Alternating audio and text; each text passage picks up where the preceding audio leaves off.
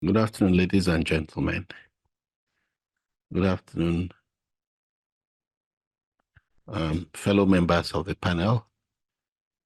I would like to take time out to thank the organizers of this year's Port Harcourt Tech Expo for the opportunity to be part of this panel to share ideas with fellow panelists and with the audience. Port Harcourt Tech Expo is exactly the sort of platform we need to encourage to help us build a thriving and vibrant tech ecosystem capable of finding the solutions that we need to grow as a nation. So today I'll be speaking on the topic financial inclusion in Nigeria. Why is the exclusion? What is the missing link? And how to build for the future. So since it's a recorded message, I'll be organizing my thoughts exactly the way the theme has been broken down. What is financial inclusion? So let's begin from there. So basically, financial inclusion means that people have easy access to financial services, financial products, things like their bank account, savings products, insurance products. So they have access to financial services that enables them build a better life for themselves, gives them access to opportunities to better themselves, improve their livelihoods, and even grow their income, right?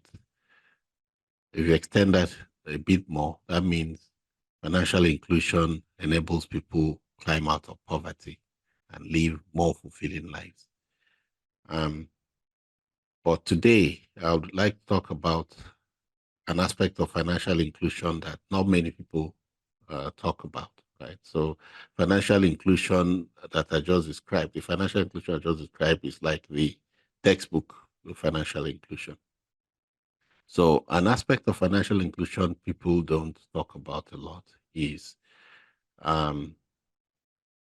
financial inclusion that relates to property ownership, whether in form of mortgage or in form of just basically being part of an innovative ownership structure that empowers the person to be a property owner. And because that's the industry I work in currently, I am the CEO of Bank, a prop tech that is democratizing access to real estate opportunities, especially for the underserved, right? So people who may not have enough money to go into real estate alone, they can band up with others and co-own property using our wallet infrastructure. Now, with the wallet, they're able to basically manage each owner within his own dashboard, manage what happens to the property, contribute to decision making about what happens to the property. If they want to sell, they can sell their own portion of the property. Now, there's a lot that goes on in the background to enable this happen, right? So all the heavy lifting is basically done on the ground by us, a solid team and partners behind all the actions going on in the back end of the app. So why is financial inclusion as far as property ownership important? Well, it's important because it's been established that real estate is the single most tangible, most enduring asset that can be passed from one generation to another, right? So basically, real estate is a means of transferring wealth, of transferring prosperity across generations. And so if people are locked out of that ability to move wealth from generation to generation or to be able to inherit wealth from other generations, um, from older generations. That means, I mean, they're being given a very rough ordeal, very bad. Then another reason why it's important is that real estate tends to offer an opportunity to hide away from inflation to the owner, right? So um, it does not lose value over time. Instead, it gains in value over time, generally speaking, right? So making real estate ownership something that is easy for people who are currently underserved to achieve is a good step towards um, empowering them financially. So that's why it's important. So, but why is financial inclusion? Why is there financial exclusion? Why isn't everybody a property owner? Why isn't everybody um, empowered to have the real estate asset class? One reason that comes to mind is obviously income disparity. A lot of people may not have uh, so much disposable income to be invested in real estate. Now, there's also the issue of financial literacy. A lot of people may have some disposable income, they're just not literate enough. Um, there's also the issue of, well, uh, land fraud. Uh, People have been victims to real estate syndicates where they have lost their money, made the investment that went bad, either because they directly fell into wrong hands or they didn't do their due diligence and they bought property that wasn't worth what the property said what the marketer said it was.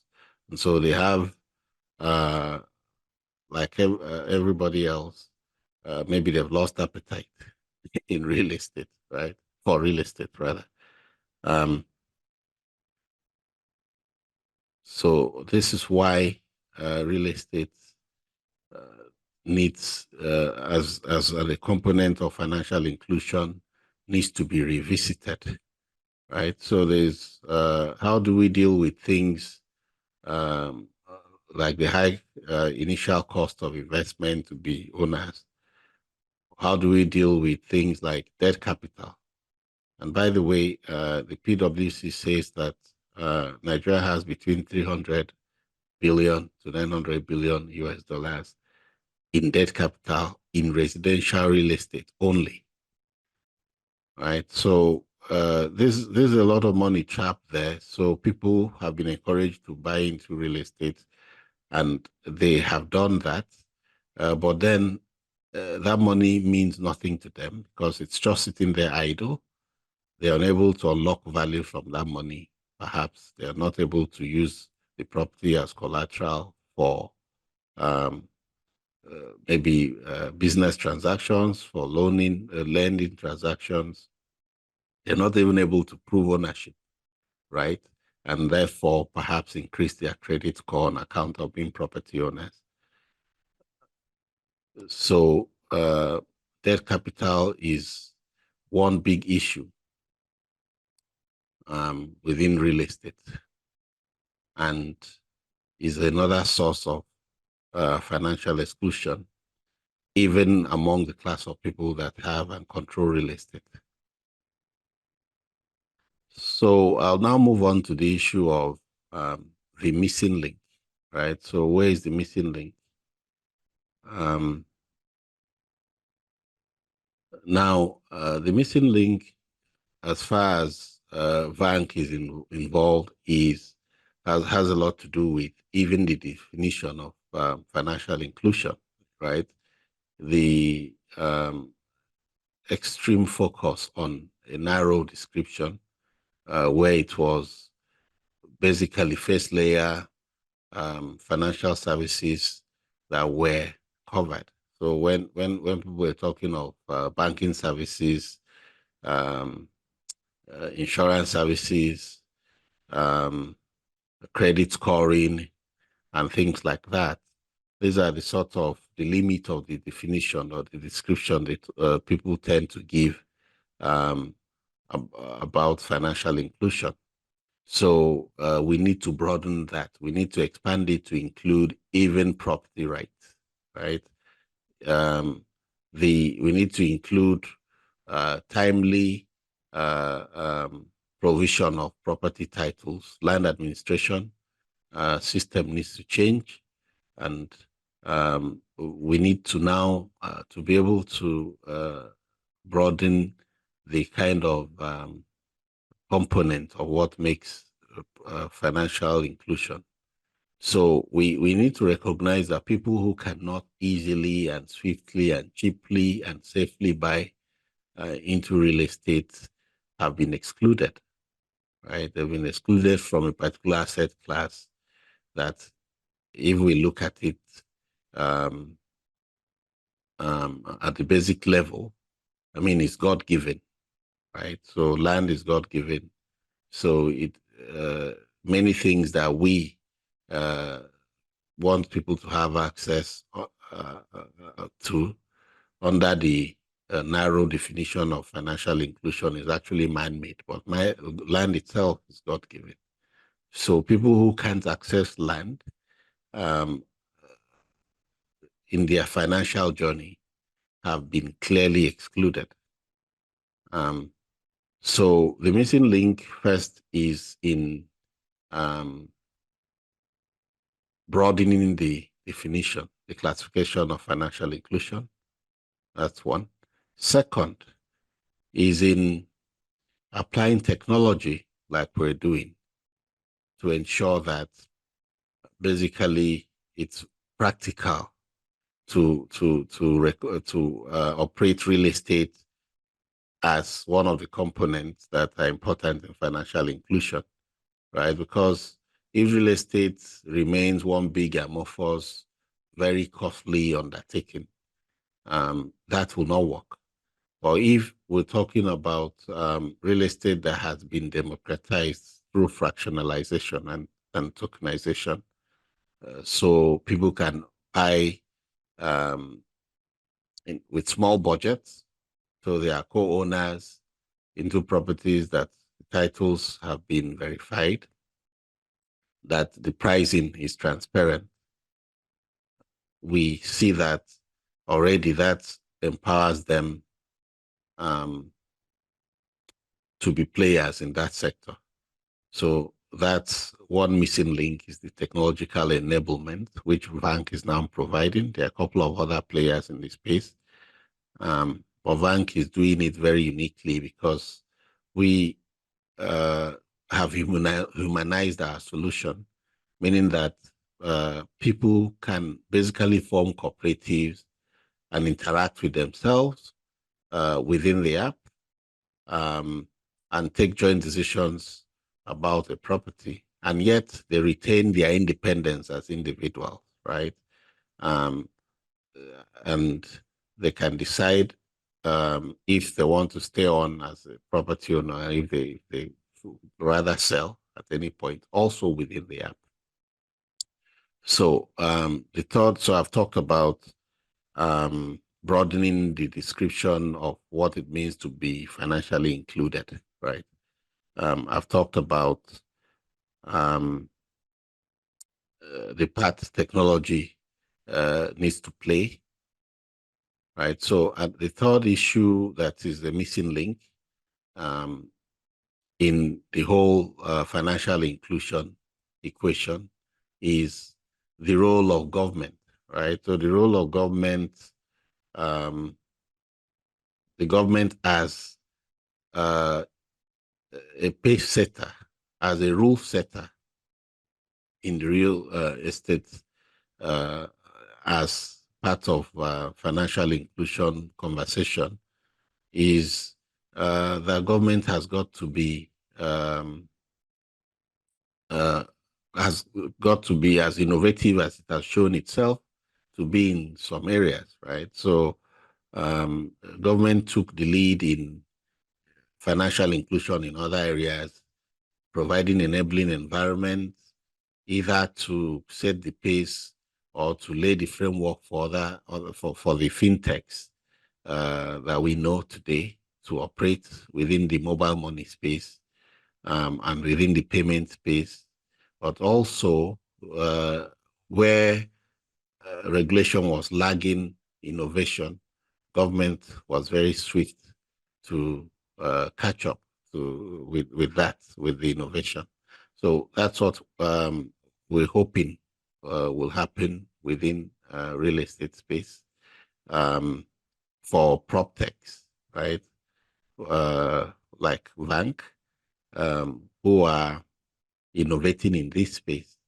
So far, government still has a lot of room to be uh, innovative around the kind of solutions um, that can be built. Uh, we're seeing that um, current regulatory framework may be too uh, rigid, right? Given the needs of the moment. Um, there is an opportunity now for government to have, currently there's been a unified approach towards projects within our space. So, for example, currently the CBN and SEC are now speaking in one voice on something called the Digital Asset Exchange License, right? This wasn't the case. So there's been an improvement in that both the CBN and SEC has said, well, yeah, you can be a digital asset exchange uh, if you meet these conditions. So that's an improvement. It wasn't so. In the past, it was that SEC had given a nod for that to happen, while the CBN wasn't yet on board with it, right? In terms of even their classification of so-called digital assets. There seems to be policy harmony in that regard now. So that's a good one. There's also, but there is room for improvement. So under the new rules, the licensing fees appear very expensive. They're very, very high at the moment. Currently, I think 150 million naira. And the truth is, many of the companies operating in this space within Nigeria, at least, founded by Nigerians, are just those sort of companies that are really startups, as we know startups to be. So now you're having a startup being run um, in an innovative space. The least you should want to worry about anywhere else is where to find 150 million naira, right? Um, for license to then be able to operate.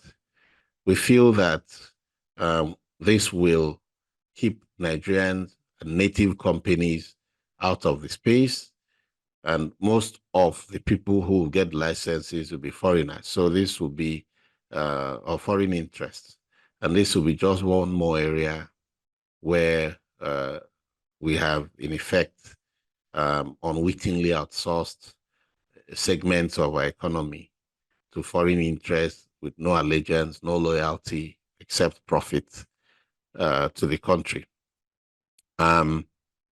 This can't be a good thing, right? We're hoping that perhaps there could be two categories of businesses. So part of those categories could strictly be Nigerian-owned licenses and foreign-owned licenses.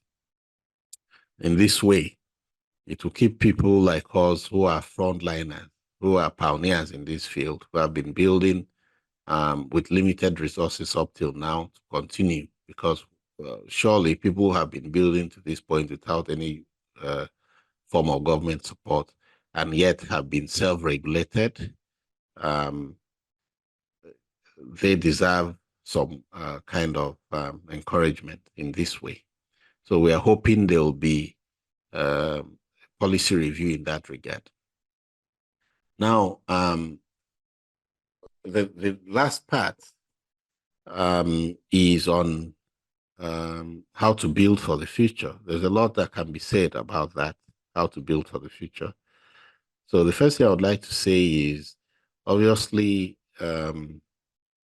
when you're building a product, a technology product, or you're making a policy, or you uh, uh, basically going into the market, you're not going in isolation. There's a lot going on um, around you that one needs to take around the business, or around technology, around policy elsewhere, that you need to take note of, even in terms of imagine consumer behavior, right? So how are people um, using their phones these days? Are people using their phones as a way to basically make calls, or has their phone become a wallet? Has it become a personal assistant? Has it become I mean, they're robots, they are chat GPTs on their phone, or an AI assistant on their phone. Has it become a medical device? And what does this mean um, for the consumer habits in the next few years, right? And then another thing about building, so first you need to think about the consumer habit. How is it changing? And where is it today? And how fast has it changed from the past few years? And uh, um, on that basis, where will it be in a few years' time? So changing consumer habits, we need to pay a lot of attention to that. Another thing to consider if we're building for the future is around technology, right? So technology is changing. A lot of what was considered fad a few years ago turned out to be fad, right?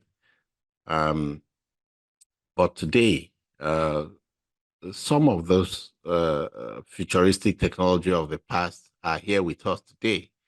I mean, take blockchain, for instance. People are finding every day innovative use for blockchain, right? So, in a trustless society, or in a low trust society, um, like Nigeria, for example, um, blockchains offer an opportunity for us to build an entirely uh, new model of business, right, based on blockchain technology. So it is basically an opportunity to um, build on the technology of the future. So if you have an app idea, if you have a product idea, and um, that will enable financial inclusion, you may choose to not build it as a centralized solution, right? So you probably want it decentralized, because one key reason for financial exclusion, right? So it's been found. One key reason for financial exclusion is that some people just don't trust the system. So if you're talking about banks or some kind of formal structure, there are people who will never trust it, right? As long as it is centralized with entities behind it, entities having access to the control panel and all the data at the back end. Um, so this is obviously an issue that blockchain or other forms of decentralized ledger technologies can solve. So in building for the future, we should consider building with blockchain technology, or any sort of emerging technology out there.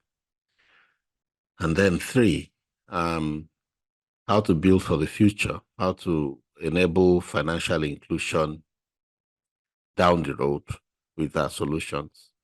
Um, so it is going to need a collaborative approach. Um, the technology people, the product design people, the market research people, government need to be able to extrapolate what the shape of the market will be in a few years, so as to guide the kind of policies and basically the kind of products, and then how much those need to shift. Both the policies and the product need to shift to keep in to keep pace with the changing market. So on that note, ladies and gentlemen, I thank you very much for this opportunity to speak once again. And so this is a recorded message. I wish all the best. I wish the organizers, I wish every attendees all the best. Thank you very much.